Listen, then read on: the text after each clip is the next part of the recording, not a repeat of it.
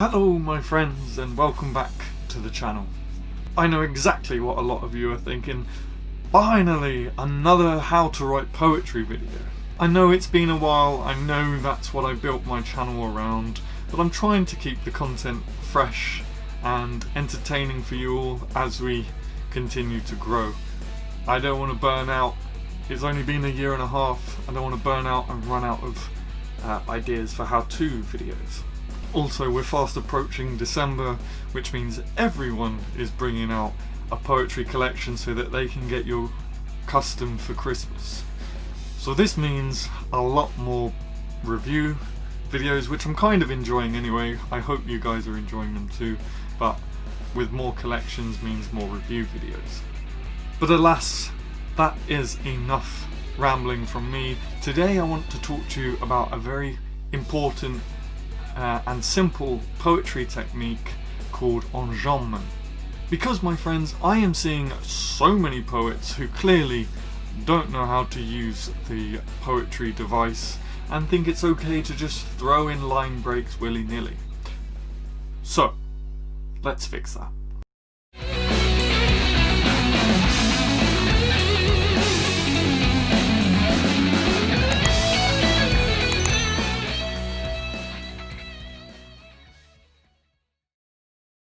To master enjambment is to go a long way in mastering poetic verse. It's also a very big indicator of someone's skill and artistry, because so many poets around right now clearly haven't taken the time to understand the device and how to use it. When used correctly, and most importantly consciously, the simplest of line breaks can elevate a poem and even drop jaws.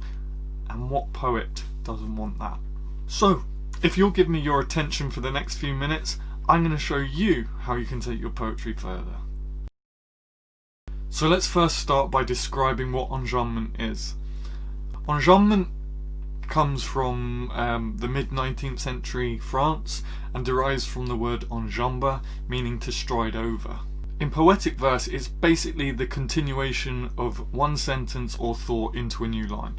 In poetry, I'm always looking for the musicality in my work, and I do that by using rhyme scheme, meter, and thirdly, enjambment. Now, there are plenty of different ways to use this technique, but in this video, I'm just going to stick to the basics so that I can really drill it into you and you can really get your head around it before moving on to the more advanced stuff. But if you get this video to 250 likes, I will do a separate video going into the more advanced ways of using this technique. So, what are the risks of not using enjambment properly? Now, this could be down to personal taste. There are poets out there who subscribe by the notion of line breaks every 2-3 words.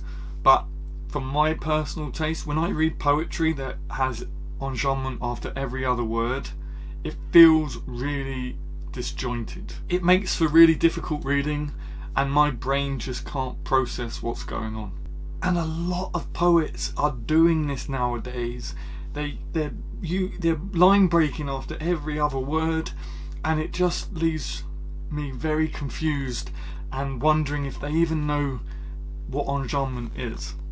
Now, as I just said, a lot of poets subscribe by using this technique, but I will bet money if a poet wants their poem to feel disjointed, angry or confusing, they will use enjambment in a way that doesn't mess with their reader's reading experience. Let me show you an example of a poem that I wrote just for this video that uses enjambment terribly.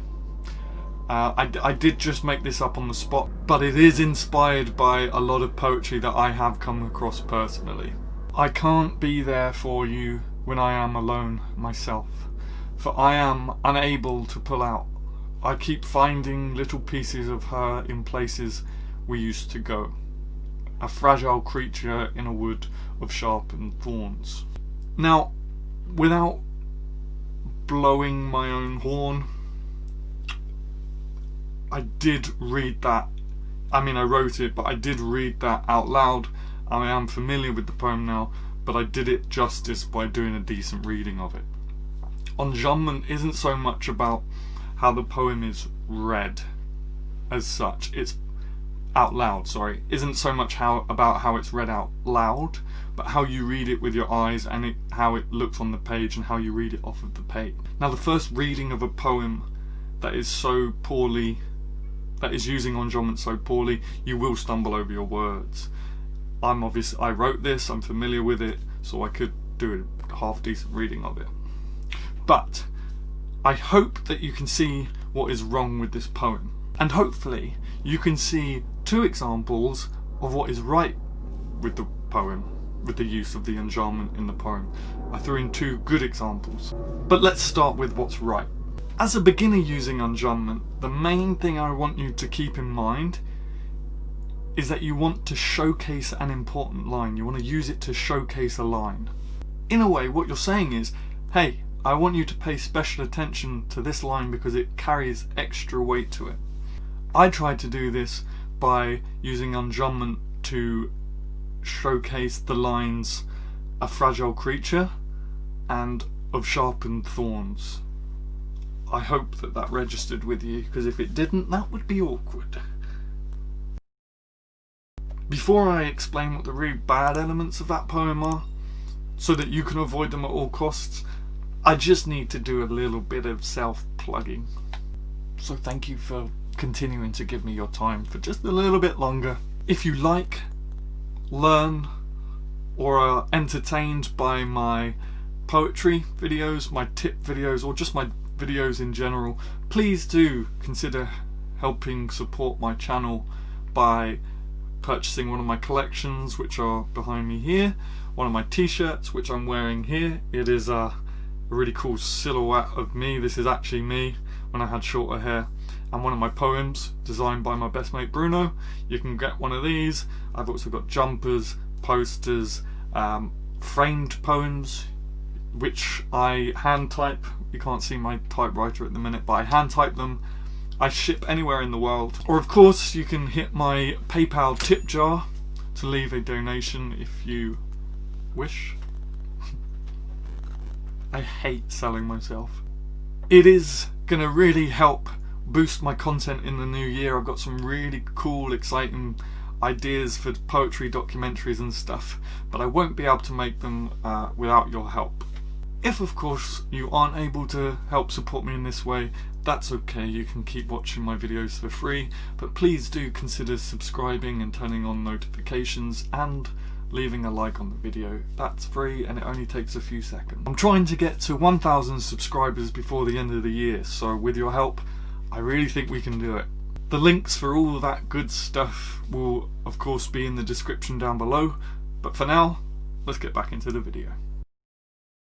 Now, what is bad about the enjambment in this poem, other than the fact that it's confusing, hard to read, and just disjointed? Well, how about the fact that whilst your reader is reading your poem, getting confused, unable to build up a crystal clear image in their mind, they suddenly come across a segregated line that reads, "unable to pull out." Call me childish and immature, but this is based on an actual reading experience I've had recently. Because the line structure was so all over the place, my subconscious didn't want to do the work in connecting everything and building up the picture, so that when I finally came across this line about pulling out, I cackled. Now, if you don't understand why this is problematic, you're probably too young to understand, but all I'm saying is just be very, very conscious of the sentences and the lines that you are segregating. Another way to use enjambment in a good way is to paint pictures on the page with your words.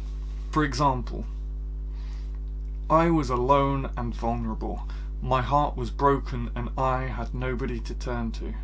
Instead, I spiraled downwards. Now, I literally just wrote that off the top of my head, so just take it with a pinch of salt, please.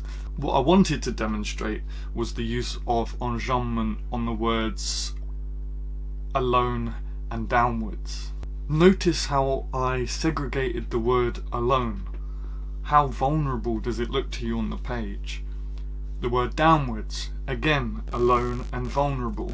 Now this is a very common way of using enjambment, but definitely something for you to keep in mind when you're feeling creative.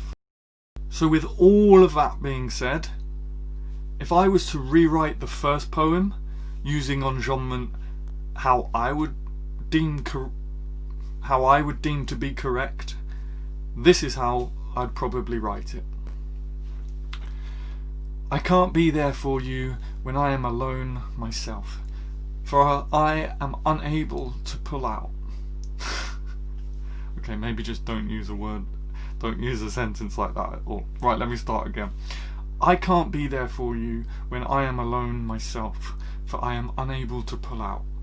I keep finding little pieces of her in places we used to go, a fragile creature in a wood of sharpened thorns. And for now, that's it. These are just a few basic need-to-knows about enjambment that, if you implement in this way, I think will elevate your poetry to a whole new level. Remember, like everything in poetry, the poet's use of a certain device is always for a reason. Please don't just throw in line breaks for the sake of it. Everything should be considered, and when you enjam a line, it's because you want to make a point, or to improve the musicality and the flow of your poem, or to paint a picture. Remember, if you want a video on more advanced ways of using enjambment, let me know by getting this video to 250 likes. Don't forget to subscribe and turn on notifications, and leave me a comment down below saying hi. I always read my comments, or show me an example of how you used enjambment. Also, check out my online stores. I'm sure you'll be able to find something there that will make you unable to pull out. Until next week, my friends, my name's Adam Gary and I wanted to be a vet when I grew up. Happy writing.